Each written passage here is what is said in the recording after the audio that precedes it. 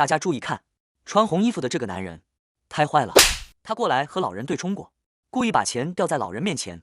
这个老人好心喊他，他就转身过来踢老人一脚，还叫老人给他捡起钱，把老人踢拽到地上。老人说我的脚疼，捡不到。最后老人说你不要打我，我给你捡起来。后面过来一个美女，当时看到这一幕，实在看不下去，她就在老人的手里面把这个钱拿回来，甩在地上，叫他自己去捡。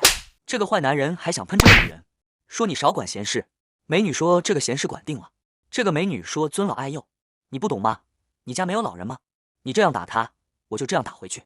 你们支持这个美女的做法吗？如果支持的话，旁边给她点个小加号，谢谢。